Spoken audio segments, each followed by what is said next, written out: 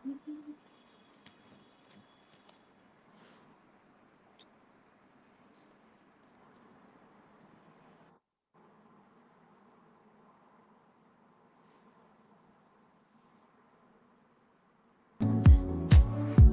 into the spotlight, hearts open, potent, dreams in your eyes now, make the stars align, to rise up and show how, this is your time, and together you and me, is all of this. Let's begin. Hi everyone, this is Meghna here. I'm a political educator and also the chairperson of Miss Bangladesh Foundation. Tonight, I have a very special guest at Mindful with Meghna joining us from London. He's a coach in kickboxing, motion, and movement. Let us welcome Constantinos Yiannopoulos. Hi, Meghna. Thank you so much for having me. It's a true honor to be here with you today and to have this presentation for your fans. Thank you for joining. I'm honored that you joined us. And I have so many curious questions about your work, about your life. We are going to explore so much. And to begin with, you talk about motion and movement.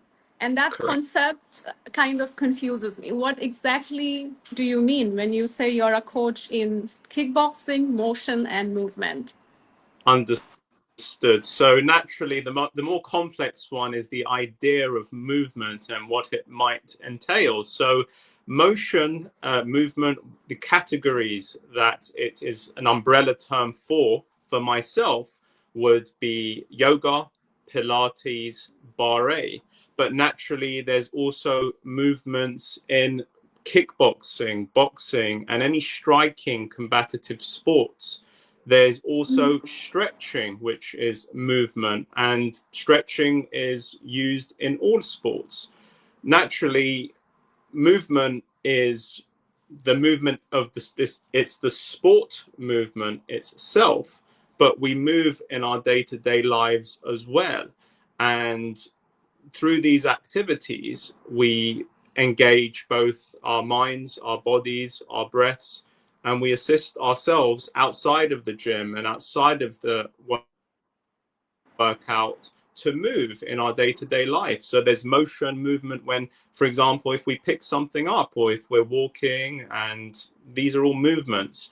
However, when we engage in activities like stretching, Pilates, barre, we are going through larger ranges of movement and mobility, which can, of course, help with injury prevention in day-to-day life as well.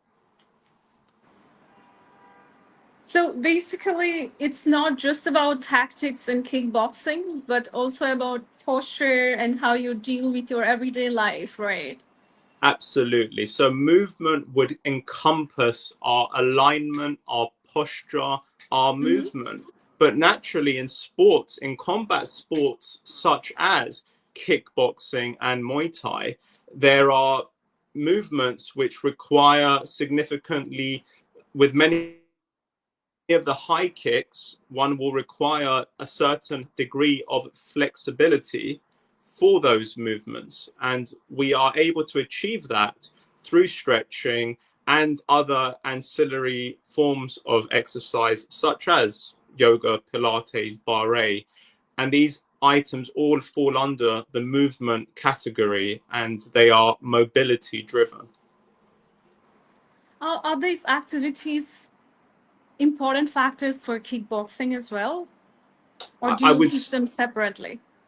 I like to compartmentalize the activities that I coach, but it's always good to deal with each specialty in and of itself. So if I am going to have a purely kickboxing session, if we're going to work out and you might say, Constantinos, I'd like to do kickboxing, then naturally there will be stretching, mobility and movement, but the main crux of that session will be within the kickboxing sphere, but we're going to have to warm up, stretch, and get ready for the activity.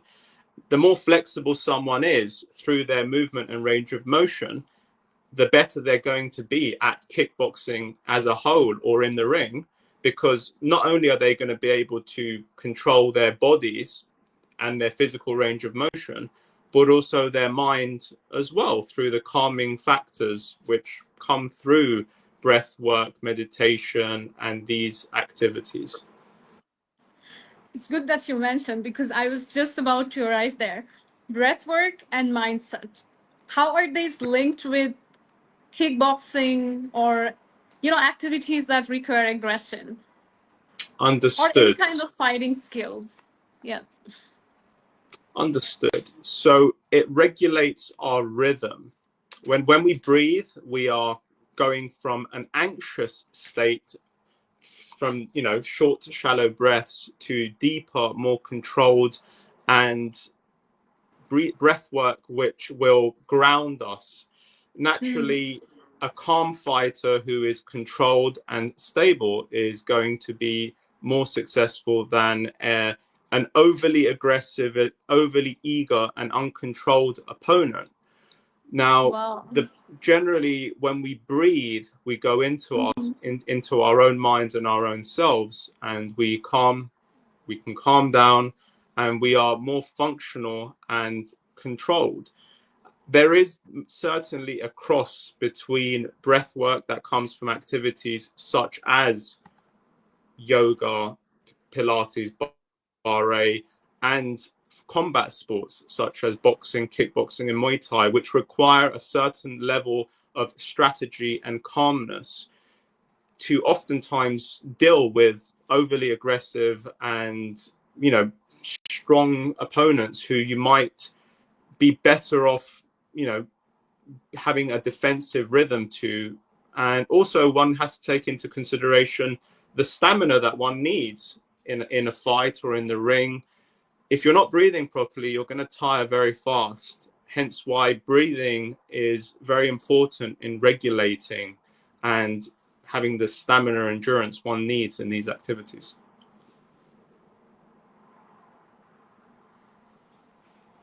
That's good. That now that you have mentioned fighter, can you tell me something about a fighter's instinct? Like, as a coach, when you are training people for kickboxing or motion and movement, what do you teach them about, like, your self-defense mechanism? Do you teach them to deflect more, or do you teach them to attack? Like, what should be their mindset if they really want to win? Understood.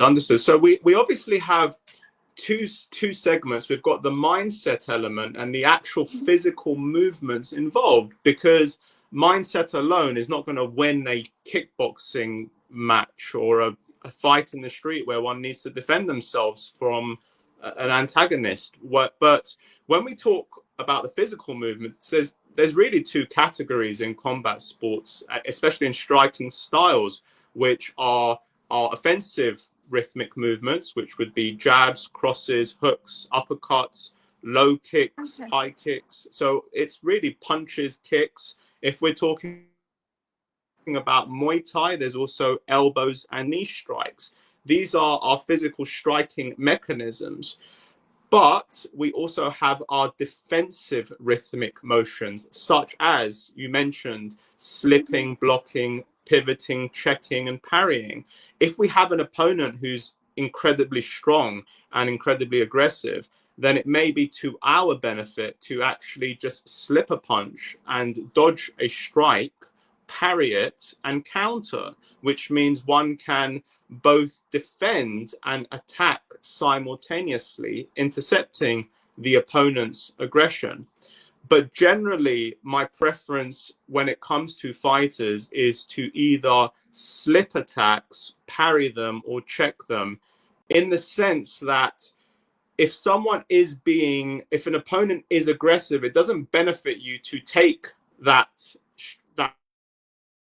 strike. It's to your benefit to redirect that strength and to control that aggression in your opponent. You are saying that in situations when the opponent is stronger, or what is the concept? So in any situation where one is attacking and we Yeah. are facing that person, there's only really two things we can do. We can either defend, Mm-hmm. and part of that defending can mean slipping, parrying, and redirecting that attack Mm-hmm. to defend ourselves. So we can either dodge it completely, or we can block it in the sense that we are going to receive the energy from the strike, or we can attack them first, or we can redirect their attack and simultaneously attack back. Uh-huh. But it wouldn't be to one's benefit to engage in a fight where all you're doing is defending. At some stage, you, as in life, you are going to have to fight back. And this is the thing that I like to teach people that I work with, that there comes a point where to win a fight or to win a situation in your life where you're Yeah. struggling, you have to Mm. you have to do the tough thing, which is you have to fight back. Yeah. And I like to compare this to life, because I like to consider myself personally as a very calm and respectful Mm. person to everyone I meet. But when faced with I bullies, agree. when You faced with look very calm and gentle. it's my nature. It's something I've developed through the years I've Mm. been doing martial arts. But when faced with a bully, it's a very different situation. So when working with someone like yourself, Meghna, you make me feel welcome, calmed, and it's, you know, it's a true honor. But oftentimes you might come across a person who could be a bully and could be an unpleasant character, where you do have to eventually stand up. And this is something I try to drill into a lot of the children that I work with, that you should be respectful to all, but there does come a stage where you have to stand up to bullies and you have to fight back eventually. Well said. Perfectly put. You know, looks can be deceiving. Just Mhm. like you are calm and gentle, but you hold a lot of strength and power and strategies as well. So Mhm. sometimes the attacker might look harmless, but then it might come as a surprise when they bind you or attack you. So, as a coach, in situations where you get a surprise attack, Yeah. what do you suggest as a strategy? Understood. I see. This is very interesting. It's something that you Mm-hmm. and myself, we both really study. But it's many of the clients and people I coach are ex-trauma victims, and they've had, they've been through difficult situations in their lives. And when we are surprise attacked as such, and I'm talking now purely from a combat sport environment, for example, if Uh-huh. someone's been robbed, or and they've been hurt in any way whilst out, of course it can translate to emotional trauma as well. But you have to compose yourself and accept that you've taken a blow. So, for example, in a fight, let's say you've been hit by something you weren't expecting and you're dazed, the opponent's going to keep attacking, and you do need to calm down and breathe, and then reflect on what's happened and try to recompose yourself to continue defending or fight back. But it's important to note that when you have been attacked and you've received a strike or a surprise attack, as you called it, your Yes. opponent's not just going to stop. They're going to carry on. And there's only one real way to neutralize a person, which is to recollect yourself, is recompose yourself and start striking back. But also note that an aggressive person is going to get tired eventually. And if you play the long game, you Yeah. could come out on top. So oftentimes, even though you're losing in a fight, you may find that even in a life situation, you're losing and you're being hurt. Don't give up, because the tide always changes. The same way we have 4 seasons of the year, the weather will get better. And when it does, then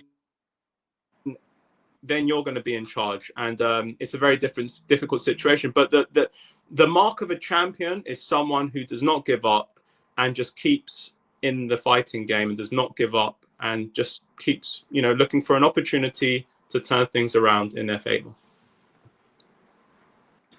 So surviving the fight or surviving for the long run is what we are talking about here. But what if your opponent finishes you in the very first strike, or what if you lose? Yeah. So just to sort of understand, I just want to make sure I understand the question. We're talking about situations where you're in a fight, in whether that's in the real world or whether that's in the ring during a competitive combative sport, and you Yes. lose. So you've lost now, or you've been, for example, you're out one day and you've been beaten up and it's happened and the act has happened. Then it's a question of recovery, and it turns Yes. into a very difficult situation. Now, if we're talking about um, as a fighter, you always get a rematch. There's hundreds of stories of fighters. For example, there's one from George St. Pierre, famous UFC fighter who fought someone named Matt Serra, and he lost their first fight, but he came back and he dominated the second fight and won. So just because you lose today, that doesn't mean you're not going to be successful tomorrow, next week, or next month, or next year. You have to take the loss and you have to learn from it and improve yourself. But we all lose at some stage in our lives, and losing is part of life, and as is winning. But yeah, so losing can be very disheartening, especially in a fight, because it hurts. It really does hurt. But you need to learn from it and understand how to recover and do better next time round.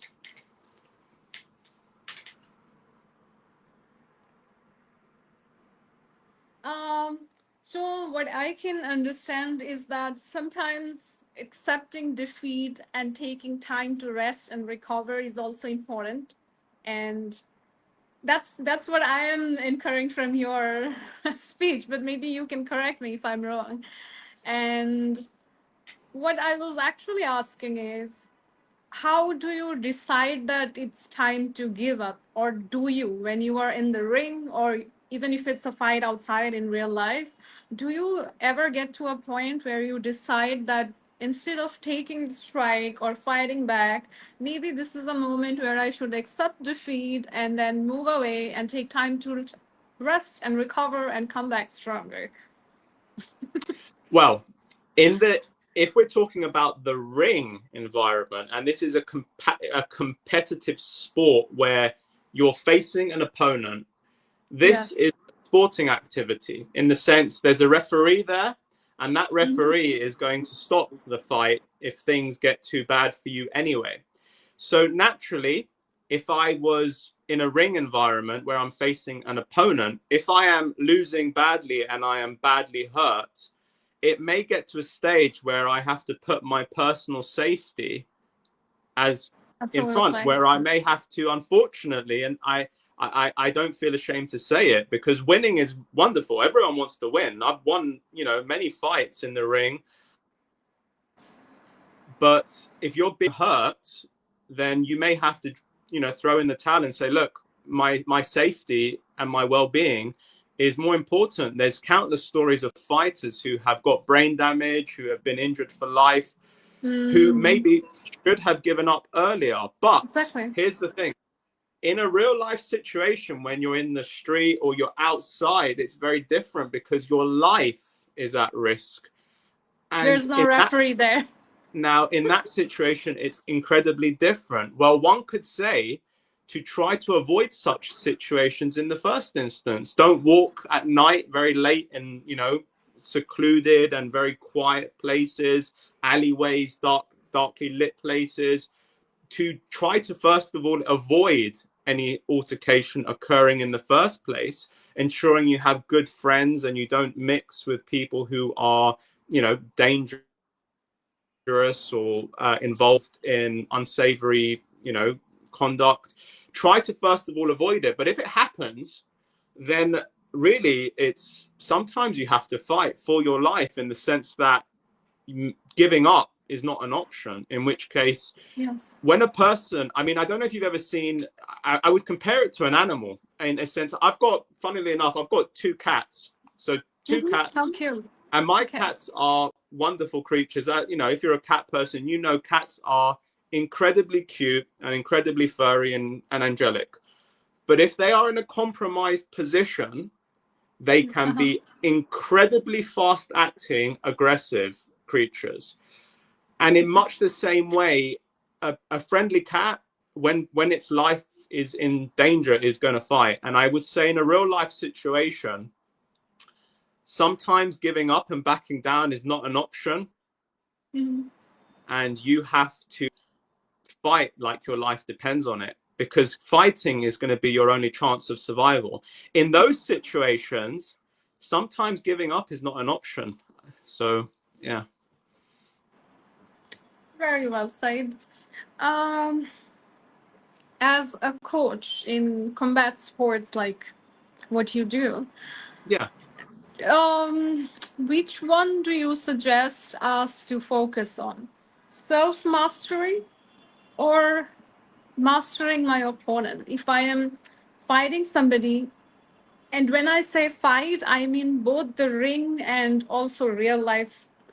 I just don't mean street events. I also mean handling emotional conflicts or dealing with people. I translate these fighting strategies both physically and mentally. So when you are fighting your opponent, which one is more important? Mastering yourself or really judging and understanding your opponent truly?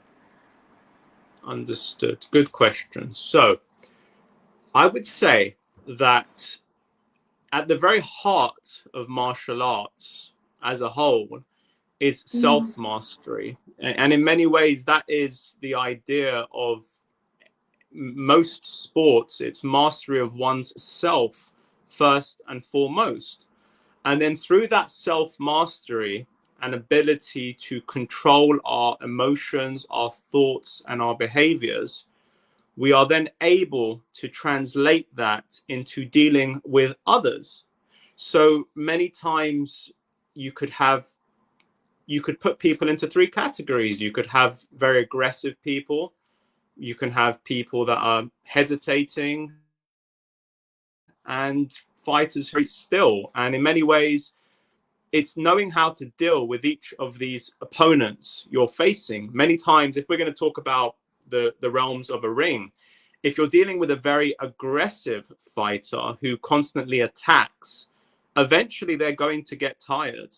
And it's much the same in real life. If you're dealing with a person who just is very aggressive emotionally and is very much a bully and in your face, sometimes allowing them to tire themselves out and then striking when the time is right is a good idea, because sometimes you have people that have got the mindset of a bull, where it's all attack, attack, attack, and aggression. Sometimes people like that are not equipped for more sophisticated strategies. So if you're dealing with an aggressive businessman, for example, oftentimes it's it's an ego battle where one is trying to exert their aggression and dominance over yourself or a group of people. But the answer then would be to be more strategic. And there's sometimes it doesn't help to fight aggression with aggression. Sometimes when dealing with an aggressive opponent in the ring, especially, the best thing to do is to be defensive and look for the right opportunity to then strike with full force and focus. And then with an aggressive opponent, that is what I would do. If we're talking about an opponent who is very defensive themselves, then it becomes more difficult, because you're going to start striking the opponent and find that nothing all the energy you're exerting is not really coming to much, in the sense that if an opponent is very good at, parrying, slipping, dodging your attacks, and then counter attacking, it becomes more like a chess match. But I would say in martial arts, as in life, it's dealing with the different personalities and the different opponents. But at the end of the day, Meghna, I believe we can only really control ourselves. I don't think we have the ability to control others. I think people ultimately are going to do what they think is right. And I think that's what free will is, in essence. True. I think what you just said is so much suitable for leadership, politics, boardroom conversations. Many times we just keep on trying to fight back, but maybe it's also a good idea to let the opponent keep on fighting, get tired, like really get them tired, and then you strike exactly when they're at their weakest. I think that's a brilliant Mhm. idea. Brilliant. Why didn't I think of this before? I think I'm going to apply this somewhere. I'm pleased to. Okay. Do you think today you can show us any of your moves or something that's, Yeah, sure. I mean, yeah? okay, so what we spoke about earlier, well, seeing as you can see my hands, I would say Uh-huh. that when we talk about the offensive movements involved in combat sports, we'd be Mm-hmm. talking about a jab, which is in essence a closing of the fists, and the jab is usually the front hand. So we either have orthodox fighters or we Yeah. have southpaws. So generally, if I'm going to fight orthodox, a jab would be my front hand leading off into a jab and an extension whilst protecting my chin. Just want to show you. So my chin is always protected by my shoulder. If it's out here, then I leave myself open for a hook is a second punch. And then we have a Okay. cross, which is the backhand, which would punch through. So those are going to be our three main punches, including, of course, our uppercut.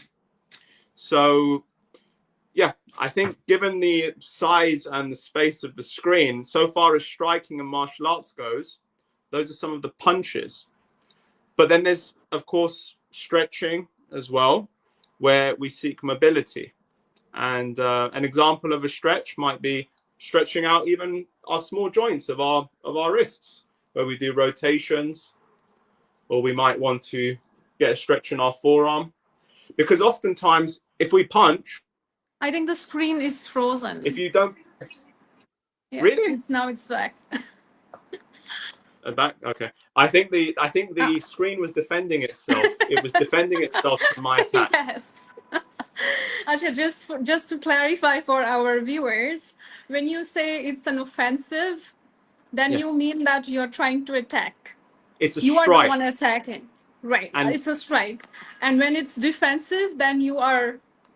yeah. So defensive is we're protecting, and we might slip in the sense that Okay.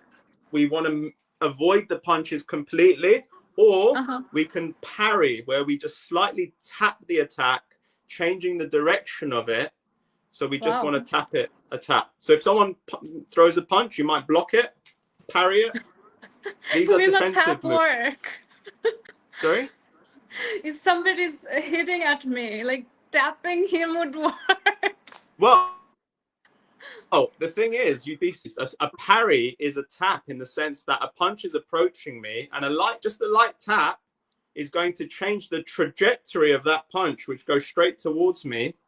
The Wow. direction's going to go this way, just through a light tap and then a counter attack. So oftentimes, when we talk about the rhythm involved and the breath work which assists, it's the Hmm. timing and it's the rhythm. Everything has to be lined up. So if we're both defending and deflecting an attack while striking and being throwing an offensive attack at the same time. So it's much like a dance and it's very rhythmic, which is why the breath work and the breathing is very important, as it would be for someone like yourself as a leadership coach in an environment where you're dealing with someone, to remain calm and to breathe and to Hmm. think, because oftentimes the words, I can imagine, and this is your area, oftentimes the words we use can either be offensive or defensive, and we have to be quite cautious with the timing of our vocabulary, I guess. I am learning. Give me a moment. All right, okay. Okay, so I'm still learning because I think I have made more enemies through my words than somebody would make in their entire life fighting with people. Understood. You I made can be quite offensive when I'm, having verbal fights with people. Sometimes I understood. end up saying things that cannot be corrected or that cannot be defended. I tend to hurt people to an extent where is no coming back from. Okay, well, here, I've got a question for you. I know obviously you're the interviewer, but I have one question which really fascinates me, Mm-hmm. and it's really towards you personally. Oh, The words that you say when we have these in situations where the person gets offended, do you, if you had a clock where you could turn back time, would you yeah. still say them? Did you mean them is the question. I mean, it's a bit like saying, I'll give you an example, right? So Wow. often, yeah, I mean, in a fighting situation, when you attack, it has to be with full force, commitment, and confidence and audacity. You need to commit to it. But oftentimes, do you feel that maybe you're just saying what you believe in your heart, and even though it offends others, it's the right thing to say? Wow. Now you have put me on the spot. Oh my gosh. That is a very interesting question. No one has asked me this before. Mm. I think it depends on who I am dealing with. If it's just everyday random people, I tend to be a quiet person. Like you gave the example of a cat. Like normally it's cute and furry, so I'm like, normally I'm like that. But if it's a situation where I have to show my defensive side, then I tend to go overboard, like to. And if I am dealing with just a normal person, then probably I will say a lot of harsh things, which is necessary. Like truth can be harsh. But if it's somebody who is more like on the romantic side or someone I have an emotional attachment with, I tend to say things that I don't mean. Maybe it's a women thing, I don't know. Like I would say things which are kind of true, but I don't mean them to be as harsh as I would express myself. So if I could turn back time and change what I say to people, I think I would be more mindful. I not necessarily I would not say something, but I would be more mindful, more patient, and more soft in how I deliver my words. Because most of the time, it's not what you say to people; it's how you say it. So I'll try to be more soft instead of coming off as harsh. Wow, I'm gonna I think just, about that yeah. more. I'm gonna think about just, that in I real think, life. yeah. I mean, just from what I know about you and having known of your successes in the past, I think in many ways, much of your strength in the, let's just take the personal life, the relationships, family to one side, but I think much of your business success, and it comes from your drive and your audacity and the way that you do Yes. speak. I think oftentimes an audience somewhat respects or admires you more in that strong delivery, because I think it just carries more strength behind it. And I would say a strong delivery oftentimes can really enter the minds of others and make them think, whereas sometimes if you're too soft in your delivery of something very important, whether it's political or business related, it might not be enough to get through to people. When we're working in a world where there's advertising and manipulation and the Yes. media, maybe having someone like yourself who's a figure who shows strength and certainty in their words, it's enough for people to wake up and to listen. Wow.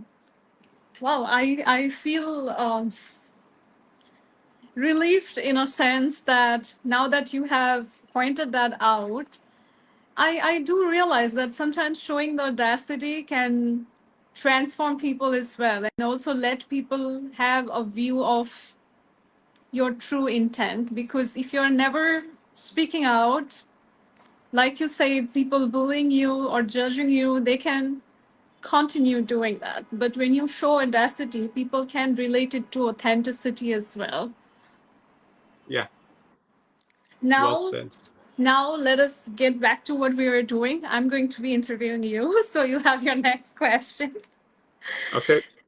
Um, you are a coach for combat sports. Like you are literally teaching people how to fight. But you're also somebody who's gentle and calm and caring. I mean, nobody looking at you would assume that you are going to be such a strong fighter. I mean, people can think, oh, this guy is a softie, and then, hard launch at you. And then Yeah. they'll be like, oh, having a shock moment. Um, in our society or in the world in general, we often see aggression as a bad thing.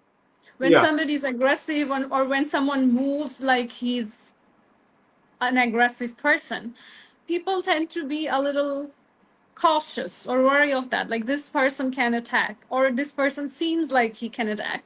So Yeah. that keeps him away from a lot of uncalled for problems, because people look at the guy or the women, and if they think she is or he is aggressive, people try not to attack them because nobody wants to get in trouble.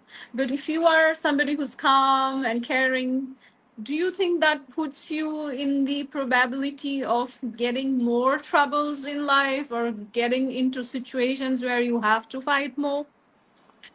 It's a very good question. I think the idea is, if one wants to be a kind, loving person to all and to present themselves and to genuinely be compassionate and loving for others, is Mm-hmm. this potentially going to make them a target for people that particularly prey on the kindness of others? I would say Exactly. in many ways, and unfortunately, yes, there are people who are predators and they will prey on people who appear or they perceive to be weak and soft. But by the same token, I believe there are other people that will meet that kindness and respect with open arms. And in many ways, if you portray yourself as aggressive and dominant everywhere you go, in many Uh-huh. ways, I mean, I reflected this. I mean, this is actually something I saw yesterday. I was in a coffee shop and there happened to Okay. be a severely disabled young girl with her grandfather. And when I just sat down and had a tea, and I was very friendly, and we had the chat with her grandfather, and I got to understand what this young girl's problems and difficulties were with severe autism, and then we all started singing together. But then there was someone who didn't like it, and their argument was, why, we're in a coffee shop, why are you singing? And I was a bit more aggressive to that person, in the sense that I said, listen, there's plenty of seats outside, we're not going to stop singing, but you're welcome to sit elsewhere. And the reason I did that was because sometimes we have to have empathy and sympathy for others. And there's oftentimes people that are weaker than us. But if we present ourselves as aggressive to others, it can oftentimes deter people who are kind and good. And I used this situation yesterday as an example because my position was, I'm going to be kind and loving to these two people I've met, because they are also reciprocating that and being kind to me. But had the person who approached me been more polite and said, I'm just trying to have a tea, and I wouldn't mind if you guys maybe don't sing so loud. It's just something to be polite. Then that's a conduct and that's a character trait which is admirable. I would say, unfortunately, sometimes there's no point. If you're walking in the street and it's very late at night, you don't want to show yourself as being a target to people who are predatory in nature. But that doesn't Yes. mean by the same token that you have to, I don't know, mark yourself and present yourself as this aggressive person just for the sake of not making yourself a target. I think, unfortunately, there's a balance to be struck. But my position is I like to be kind to everyone. They give me a reason not to be. And I think that there's a balance involved. And Yes. I know you mentioned relationships earlier, which are very much a lifelong endeavor. And I think that it is a balancing act, but we have to protect ourselves from predatory individuals. And sometimes that means completely detaching ourselves from them, because I can think of countless friends who are guys, male friends, who are, 6'5", super bodybuilder style guys who are in the gym every day, tattoos everywhere. And these guys you do not want to mess with them.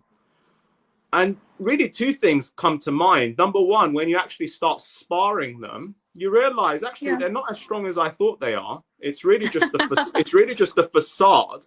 And the second thing is really interesting. It's that whilst they might be so strong externally, internally, they're very weak with their emotions and their ability to control how they feel and how they react to life. So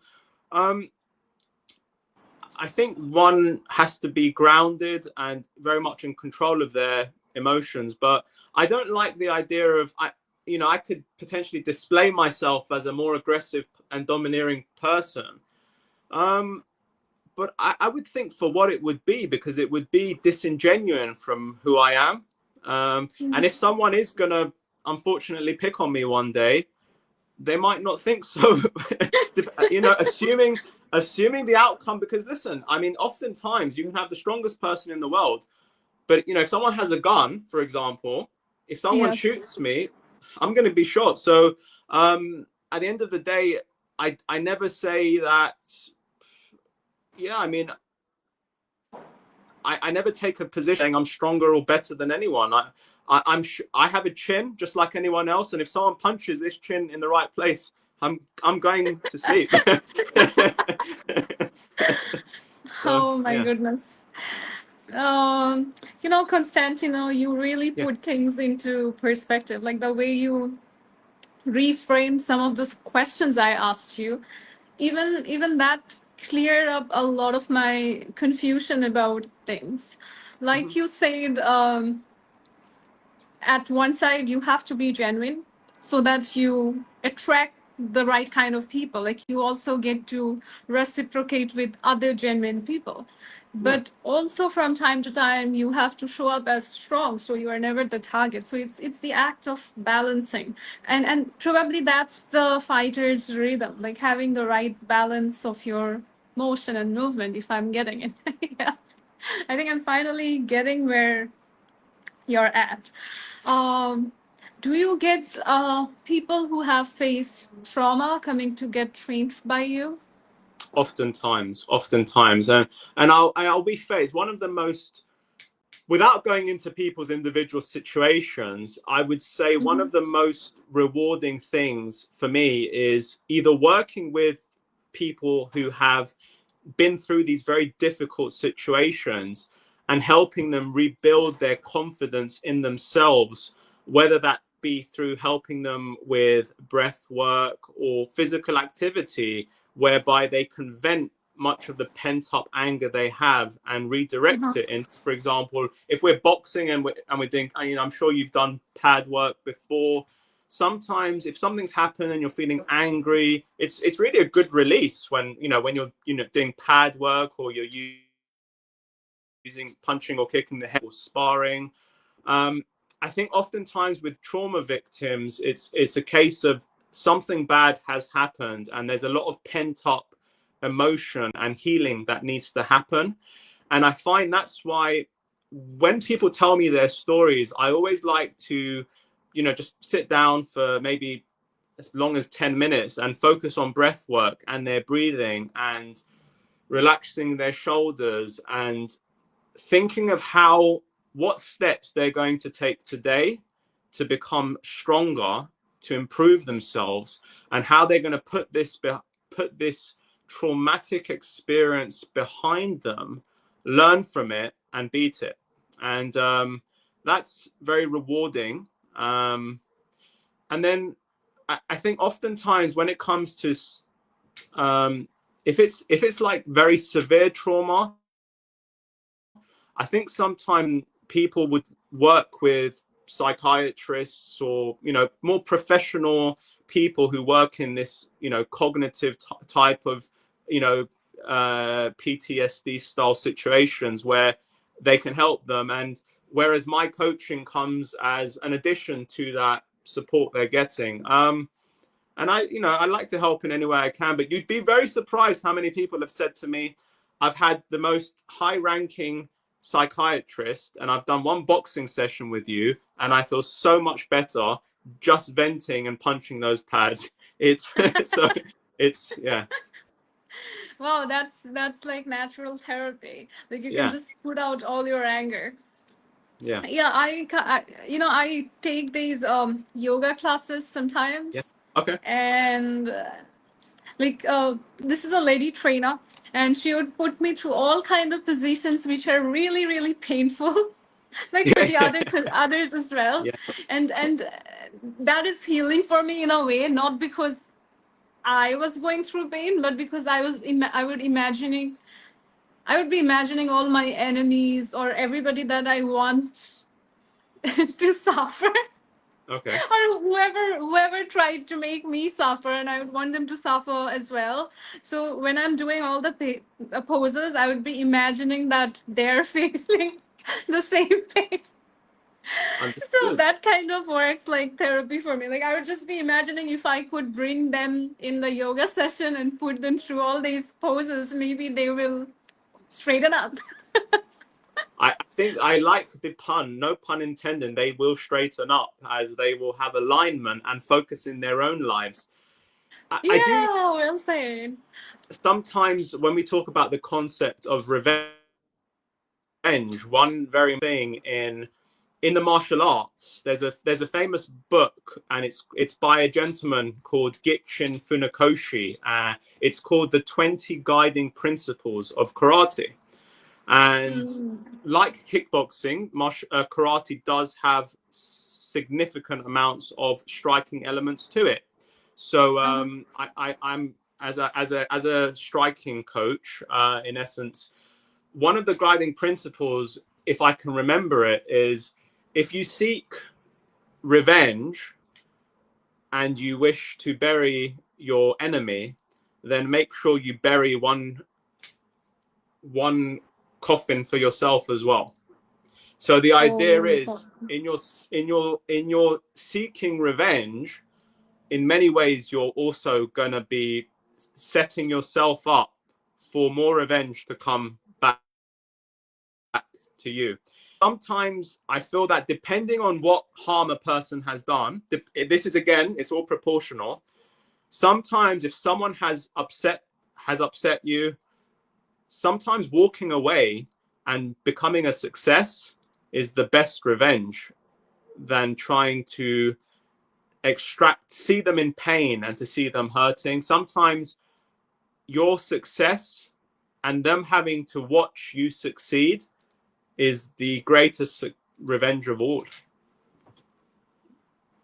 I agree. I agree.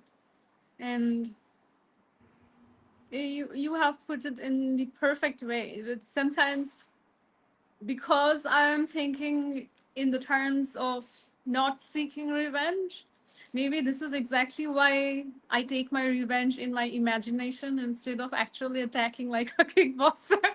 Well, I think one revenge.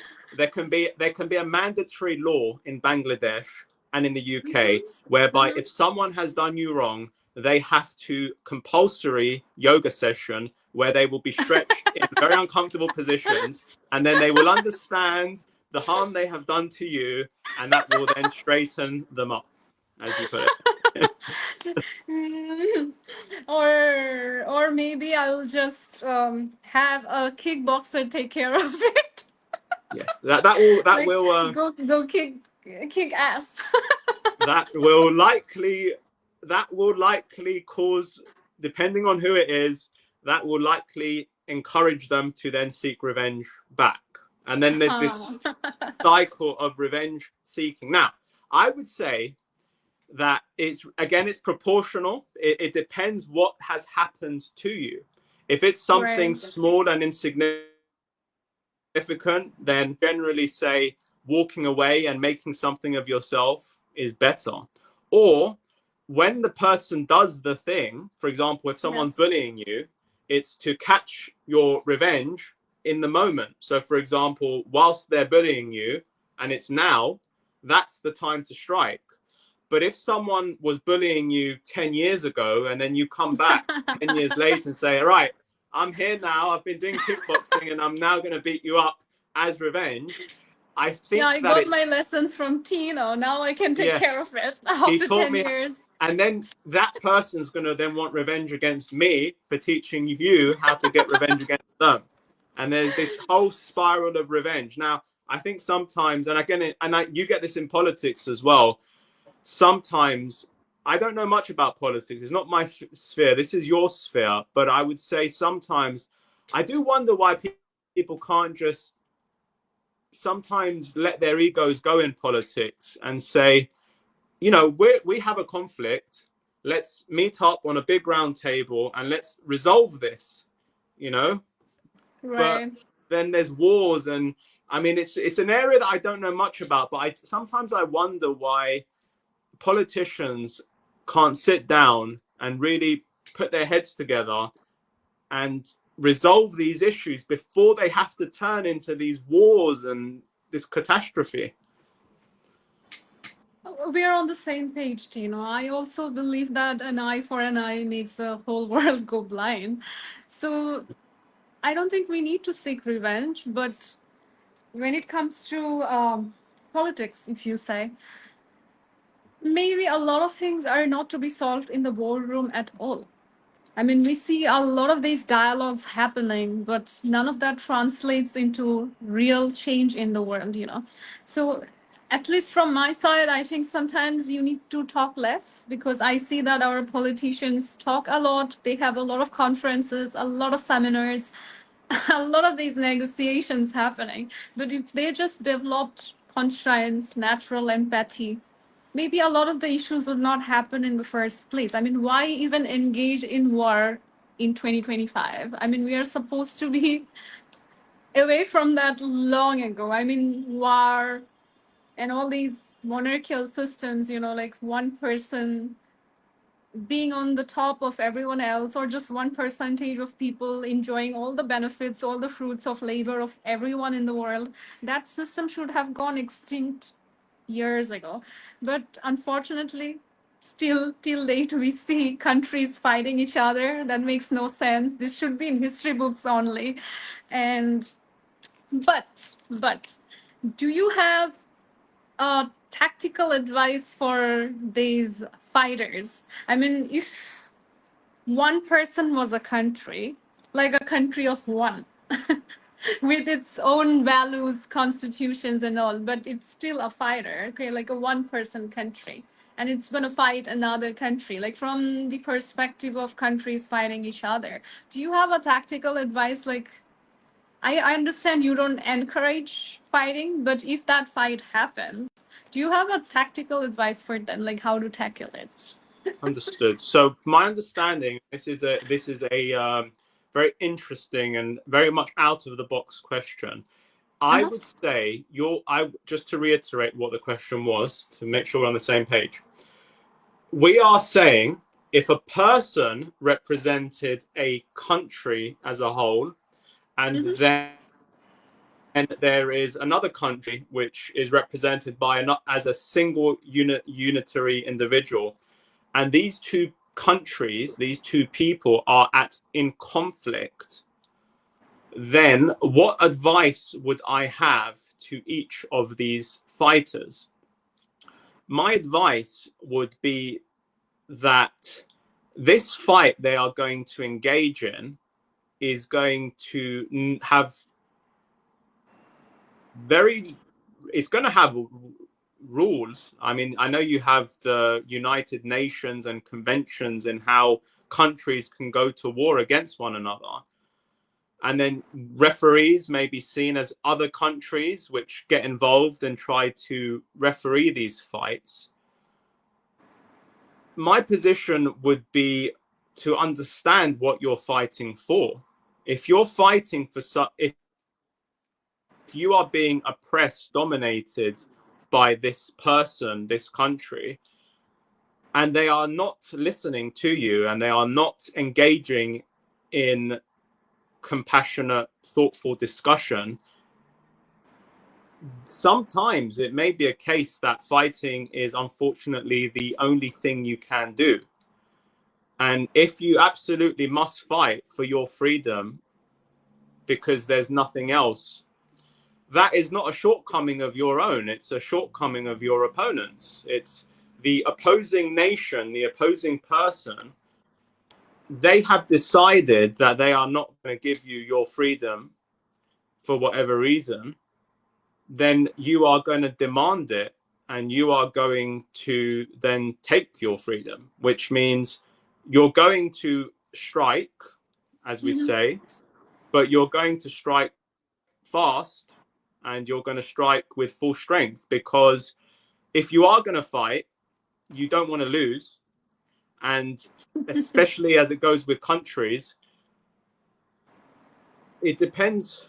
If the people of the country, if your heart is represented by one state and your mind, it's a case of listening to your country and what does your country want. If your legs are saying we don't want to fight, but your hands are saying we do want to fight, I would say your country needs to tell you what it wants, so that if you are gonna, so whatever you do, you have to listen to your body. And it's such a strange question, because it's like it's completely abstract in nature. But I would say that if you're going to fight, your whole body has to want to do it. But if half the nation is saying let's not fight and the other half is saying let's fight, then there's no unity. And that's why your opponent has the advantage over you, is because your nation is divided. So I would say internally as a unit, the nation has to love itself, protect itself, and have respect for one another, so that if you have to enter a fighting war against an opposing nation, yes, you know who the enemy is. But as I said, in a position of war and conflict between countries, I would very much like to see those two countries coming together and saying, let's not go to war. How about we take our 10 of our best fighters, 10 of our best, and we let the 10 best fighters fight your country's best 10 fighters, and we turn it into an entertainment sport for the fans. So no one has to die, no one has to hurt anyone. If you want to shoot guns, you can go paintballing and, engage in activities. I just think that there needs to be a solution in 2025, like you said, and this is something that I very much observe, and I learn from you on this sphere, where war can stop and nations can resolve things. But I think these wars are ego-driven, many of them, yes, and they are, many ways, it's very powerful men or very powerful women, or very powerful leaders who just don't want to let themselves be seen as weak. And they have to go, they have to fight, and they have to go to war, because if they don't, then they appear like they're soft. of course. I think the same way, to be honest, because a lot of conflicts, not just countries having wars. A lot of conflict in the world is ego driven. And if you had just sought a peaceful way of resolving things, a lot of the conflicts people face in today's world won't be happening at all. And I also like the metaphors that you gave about our feet and hands not coordinating. I think that our body somehow expresses the truth before we do it verbally. Like whether it's pain or happiness or whatever, or conflict, whatever emotion or whatever intention is there, I think somehow we focus a lot on the mental capacities, but physically our body gives up the truth. Like your body knows what is good for you or not. And even in places where we are in danger, I think our body has a response mechanism. Like at least in my training concepts, we teach people about these impulses. Like if something is not good for you, sometimes your body knows. You feel at unease, or you feel drained and tired. Or if a person has bad intention, sometimes they might seem perfect. They might seem like really kind people, but your body somehow picks up on fear. Like you feel like you're feeling sick, or there's like a fever running down, suddenly you feel like puking, like something happens, your body lets you know the truth.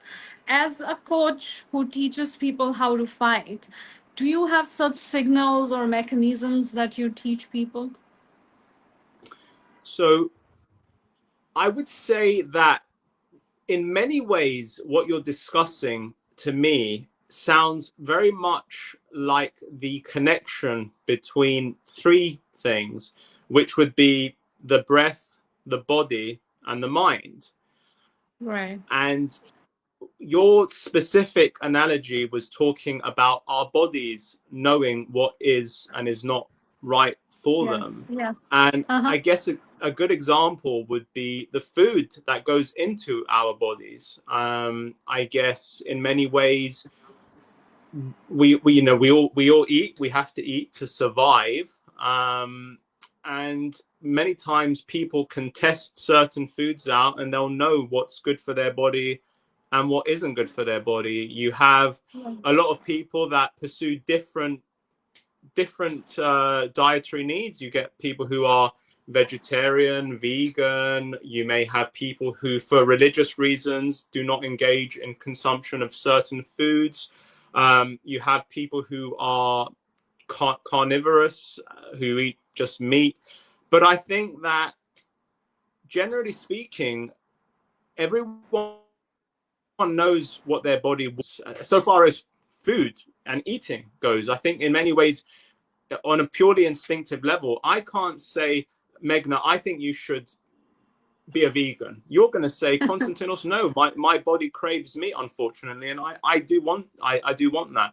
I think everyone's body's different, and I like to respect that everyone is different and unique.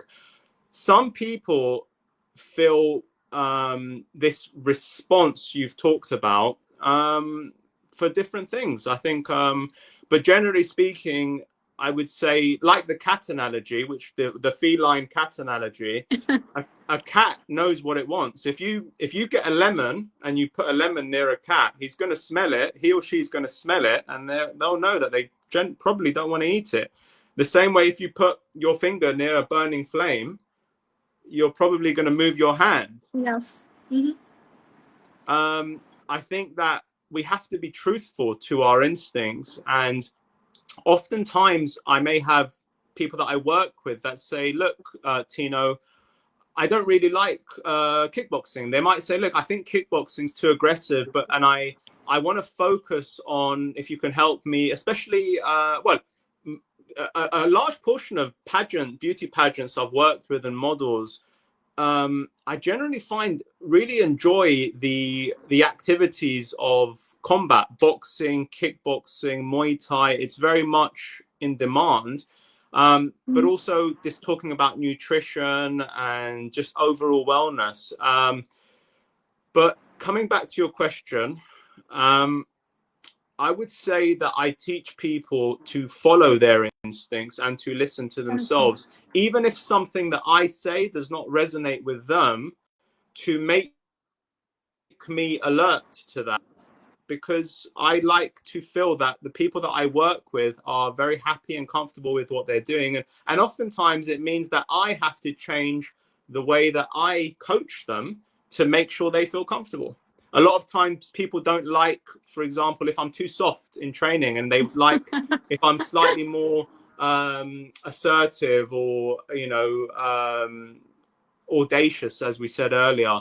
And then I'll try to adapt to make sure my client's happy. But then if we end up in a situation where there's just a divide, yeah, sometimes people have different beliefs. And I think that when it comes down to it, we all have to ask ourselves, what's right for me and what is not? And if something's not right, generally, you might not be able to explain why it's not right. If I say I don't want to eat, for example, if I say I don't want to eat that ham burger for some, I don't want to eat because I don't like the smell of it. I don't feel right. I don't want to eat it. That's your body saying, no more of that. Don't eat that specific thing. I don't drink alcohol. So if I see alcohol, I feel like, no, I do not wish to drink that. It's my body telling me, don't do it. If I meet someone who I find is not a nice person, and they are manipulative or just generally a cruel individual, my body will say, back off, no. And I think instinctively, even from a very young age, we have this, this internal instinct that you've spoken about. Oh, wow. And I think from what I can garner from what you said is that we need a good coordination of both breath and our mind and body. And along with that, we should also listen to our instinct. And I think what I gathered from all our conversation today is that a lot of the fight that we see or engage in are mostly about the mind. I mean, how do you translate this? I think the fight actually happens in your mind before you practically get involved in it. Because if you listen to your instinct and you can sense danger, maybe you can move away from that danger long before the fight can happen. And I'm gonna have like a quick fire with you. Like I'm like a rapid fire round. I'm just gonna ask something and you'd answer me in one word or whatever comes to your mind immediately. Okay. Yeah. When you lose in the ring, when you lose a fight, do you get defeated because your body gives up first, or because your mind gives up first, or is it both at the same time? It depends on the situation, but if the referee stops the fight, it's the referee that has made a decision to stop the fight. If you have withdrawn from the fight, it's because your mind has told you, I am going to withdraw from this fight. I believe the mind fails first, the body fails second. Okay. The color of strength. I would say strength is gray. Great. Yes, gray. That's a unique choice. Why? I would say gray is somewhat colorless, and I would say it's a neutral color. And I think in that, I would say, now the quickfire question was color, what color signifies strength, correct? Mm-hmm. Gray signifies strength because gray is a neutral toned color which shows balance. And to me, balance is strength. Aggression is red, and gray is Oh, wow. Okay. Who has the upper hand in kickboxing? Somebody who's masculine or somebody who's feminine?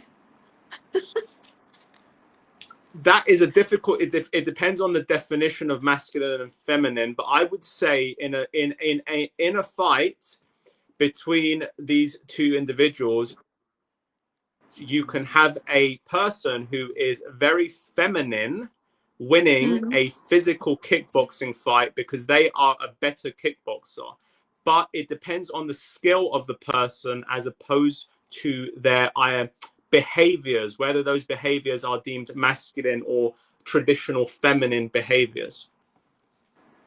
Okay, that's an observation. That's a good way to put it. Now we are coming to your last question for tonight. We have been talking for long, so finally you get to have your break.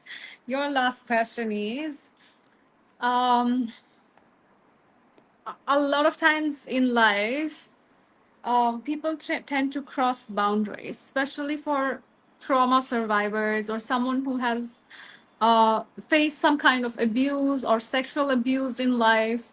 For those people, they have had their boundaries crossed. And somewhere in their physical zone, like in their body, they contain fear. But in kickboxing or in any kind of combat sports, you are teaching people strength. So, how do you train people who survive trauma to replace that fear element with strength? How do they rebuild their capacity or their boundary that has already been crossed? Wonderful, understood. And oftentimes when working with people that have had their boundaries crossed, and in many cases have had their boundaries damaged and broken, the quest is going to be to assist them in to rebuild those boundaries one step at a time, to make the wall stronger than it was before, to learn from it and to recover and to heal from it, to understand that we unfortunately don't live in a perfect world. We live in an imperfect world, and trauma and suffering are part of this world. But really, we have two options. We can either give up and we can accept and just decide that we have been harmed and hurt, or we can get back up and we can decide, I am not going to be a victim. I'm going to win this battle. I'm going to engage in activities to strengthen myself, to rebuild my confidence, and to take control of my life, make myself a better person, and then to ensure and mitigate the risk of something like this ever happening again. Now, I think breath work, calming oneself, is a way to reground oneself after experiencing any such hurt. I believe that stretching and mobility assist in one's ability to feel free and to have their control over their bodies and themselves replenished, because stretching in essence is a personal activity. It's something that belongs to the individual engaging in it. And finally, engaging in sports such as striking sports, boxing, kickboxing, Muay Thai, any striking from karate, taekwondo, that is going to give a person confidence because they are no longer in the defensive role. They are actually fighting back. And should a situation ever occur or transpire, such as the one which caused the initial trauma, they will have the equipment to significantly reduce a recurrence of such an activity. But I'd like to leave you with one thing which is very important, and I like to teach, well, to suggest this to people and obviously others. Just because something has happened that's traumatic to anyone doesn't mean that it has to turn us and harden us and take away whatever sweetness or kindness we have within us. Because kindness, sweetness, generosity, and genuine traits are strength in and of themselves. And if someone has harmed or traumatized us, in many ways hardening ourselves and becoming overly aggressive and overly defensive and overly alert to such scenarios, it almost takes away from us the thing that the person who caused the trauma was envious about in the first place. And I say this in the realms of, in many ways, we talked about how we have predators and how oftentimes there are predatory people that would like to look at someone like yourself who is sweet, kind, loving, genuine, and has feminine elegance and grace, which is very clear to see you have these qualities. But the thing they wish to destroy cannot be allowed to be destroyed, because that is the very thing that they were jealous and envious of in the first place. I feel that as if I see many people when they've experienced traumatic experiences, they hide their true self and their innocence and their goodness because they're angry. And I think that we can still be kind, loving, genuine and soft people, but also be incredibly strong and secure in ourselves to ensure that both physically and mentally, whatever trauma has transpired will not be allowed to happen again. And I say exclusively in the physical sense.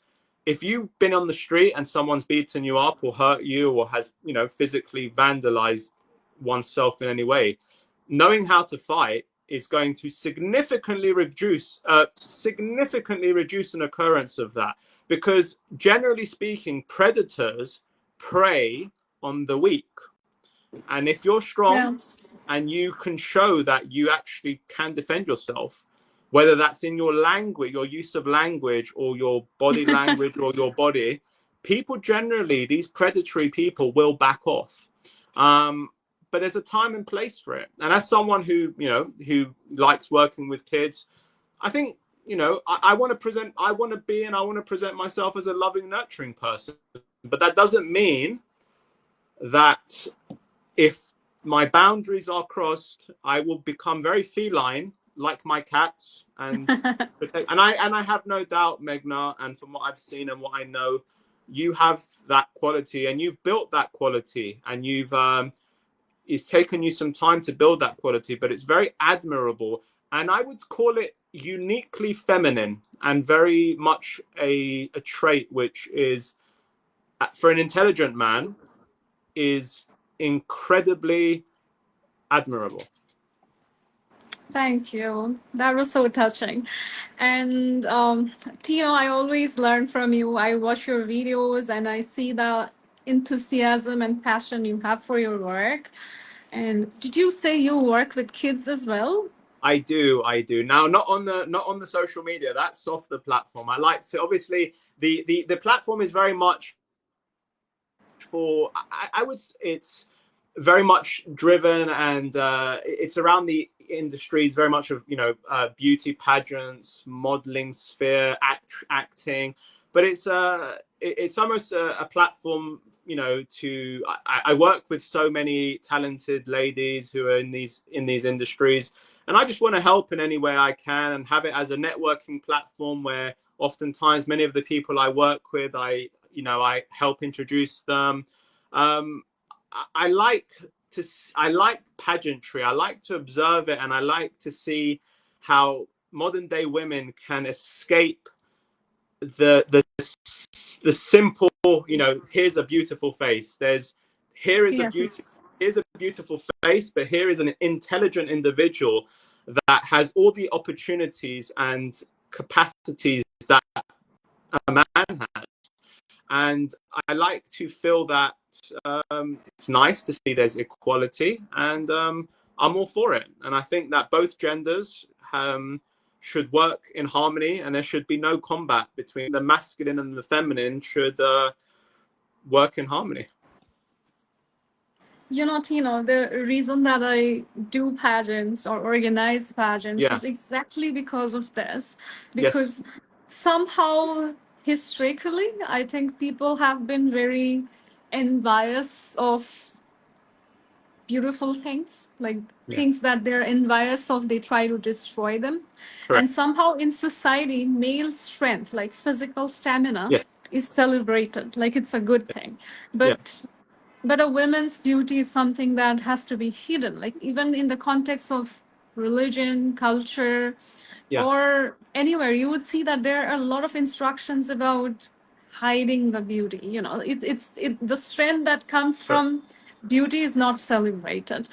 And Yeah, also, like you have already mentioned, that a woman also has other qualities, personalities, her own individualism, but all those things somehow are not seen as on par with glamour. Like if you see somebody who's a politician or a teacher, or somebody who is treated with more respect, then you would see them de-glamorizing themselves.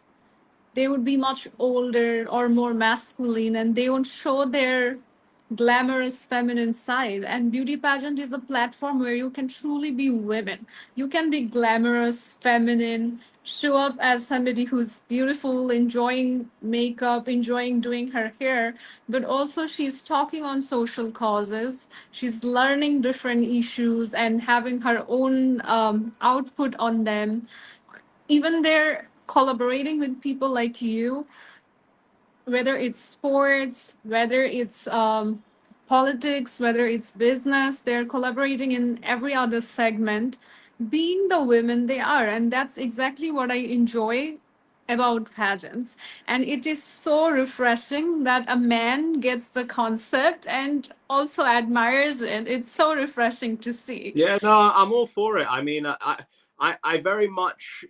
What I specifically like about pageantry as opposed to the realm of fashion modeling, Mhm. it's fashion modeling and runway walks. It's very much about here's the person, whether and you know, and nowadays obviously you've got, you know, girls and guys who are involved in both pageantry and modeling.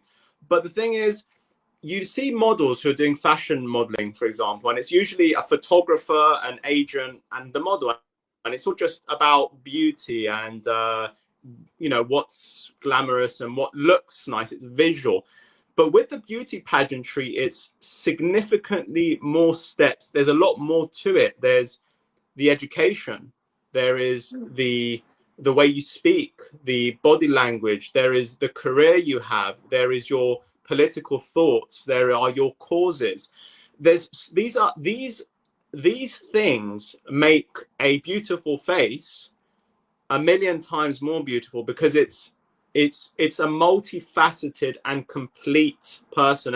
And when we talk in the sense of femininity, and this is something that can only be understood by an intelligent man, someone with knowledge of the feminine and the masculine, I would say that masculine chivalry is attracted to feminine grace, intelligence, Wow. and caringness. I think that it's I would like to see pageantry, you know, I'd like to see a boom, because I think that what you're teaching the girls you work with, and you're someone who has very much gotten to the stage where you have a platform and a position where young ladies are looking at what you teach, and you're teaching them, you know, not only to look glamorous and fabulous from the outside in terms of what you're wearing and exercising, makeup, but you're also saying, look, what's inside. What do you do? What cause do you fight for? These, because oftentimes, and especially men are very visual creatures. It's what we see.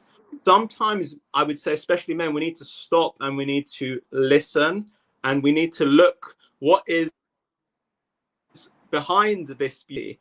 And sometimes that's very difficult to do. But I'm fortunate enough to have worked with so many different people that I always encourage the people I work with to try to develop themselves in all platforms, because that makes them a more complete person. And I think what you're doing is great, and I think that I'm looking forward to your book. I want to read the book written by you. It will be so fabulous to have a copy of your book in my bookshelf that I can refer to one day. If I Oh, have a hopefully, daughter, hopefully. I'd love if I have a daughter one day, I could say, look, here's Meghna's book. This is a These are the life lessons. Come on, Tino, that's the best compliment I have ever received. Thank you. Not a problem, anytime. I'm going to give you one second last question. This is something I'm personally Go curious on. about. Okay, I all know right. that you have Greek roots as well. Like for Yeah, your fighter's rhythm or yeah. your own strategy of kickboxing and motion and movement, which side grooms you more, or which side has more hold over you, the British side or the Greek side? Do you see any difference in those different I cultures? I would say whilst I am a British citizen and I love my country, my ethnic roots and my heart belongs in Cyprus and Greece.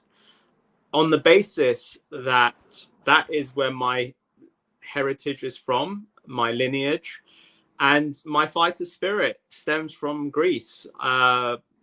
In the history of Greece, we have so many different, Greek ancient martial arts that existed before all of this, and in much the same way, the Olympics, Greece is the very home and the heart of the Olympic Games. I would say my culture and my history stems from Greece and Cyprus, more so Greece. My surname, which is Yiannopoulos, is a classical Greek surname, but I have very strong roots in Cyprus and from the Greek Cypriot side of Cyprus. But now that my father has retired and is going to be moving to Cyprus, I will likely be visiting more often and trying to reconnect with those roots. But in much the same way, I have all the respect for the UK, and I think it's a great country, a great city, and I think the laws in this country are incredibly sophisticated, and I think we have a good system here. I think it's a good country, and I'd like to see it thrive. But in much the same, but my heart and my identity is with my Greek roots. Wow. Good to know. You have a very good mix of both the regions because I think when I imagine somebody who's Greek, we imagine good looks and physical strength and all that. Yeah, And when we think about somebody who's British, we think about someone who's very articulate, has a very good vocabulary. You have a good mix of both. thank you. I'm honored. That's what I want. And in fact, I've even I've even noticed this. I'm sure you're completely aware. Obviously, nowadays there's this small rise of male beauty pageantries where it's Mister. Yes. There's a lot of, and I think that a lot of the staff, because I don't know how involved you are. I'm sure you deal with a bit of quite a few of them over there in Bangladesh, but I think in much the same way as pageantry is good for ladies, it's brilliant for guys as well. It teaches them to be educated, to be handsome, well dressed, to conduct yourself well, to be a respectable member of society. And yeah, it makes it just. I think it's wonderful that pageantry has become genderless in essence. Yeah, I think it's definitely pageantry is now something about teaching people basic manners and how to conduct oneself and make oneself a better person all round. What started as a purely, something for ladies has now become, something that both guys and ladies can be involved in. And my hope is that it's going to continue along this path and more because I'm sure Meghna, there's a lot of bad influences out there whereby we say bad by the sense of what they are putting out there and the mindsets what they're teaching people on their channels and how a man should behave, how a woman should behave. And it's sort of like it creates this hatred and this clash between the genders. um, True. I would say if you look at many religions, I would say, we could talk, even within, in Islam or even within Christianity, there's a very healthy respect between both the genders, and I think that it's something I'd like to see, continuing in modern day society. I seem to have lost you.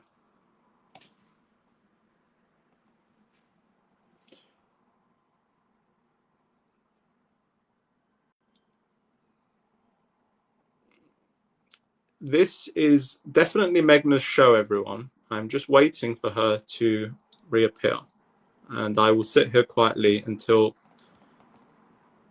she does.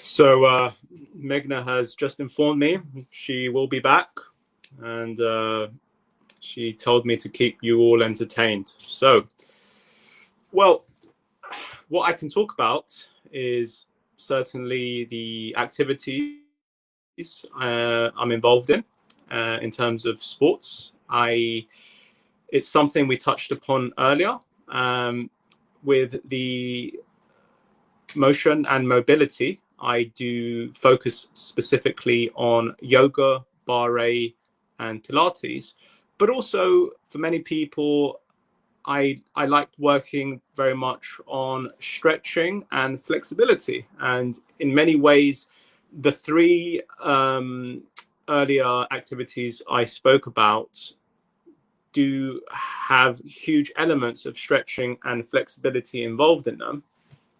But it's very important, especially for kickboxing and the combat sports that I coach, to be flexible.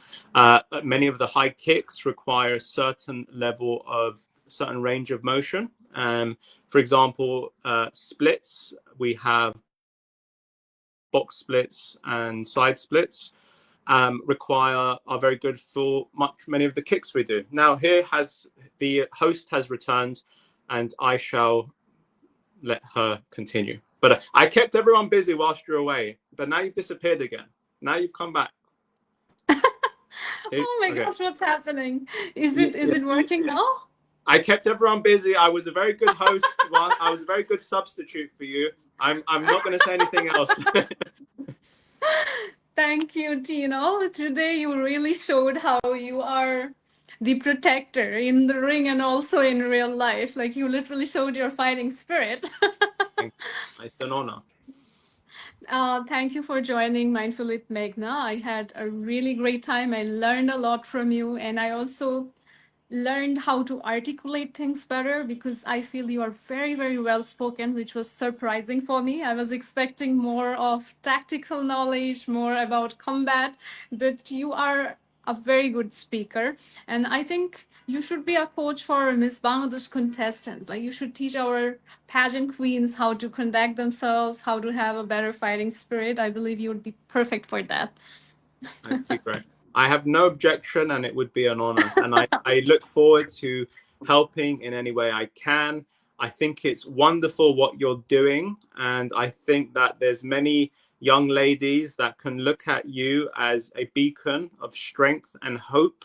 And I hope you continue, and you continue to help others, and you continue with your fighting spirit to win any problems, life issues you may have, to fight back, to win, and to conquer any opposition you have. Because, again, you are empowered, you're a lady, and it's, I want to see you. I want to see you grow, and I want to see you get the recognition that you very much deserve, and Thank you the so much. justice, and the yeah. I think that I think that you will, you know, I think your good deeds will be seen, and Amen. it will take time, but yeah, I think what you're doing is great, and as I said, it was a true honor. Thank you again, Tino, and to my audience. Tonight, we took a moment to pause the chaos and question the obvious, and we also learned from our amazing guest the true nature of strength, not just on the outside, but from inside out.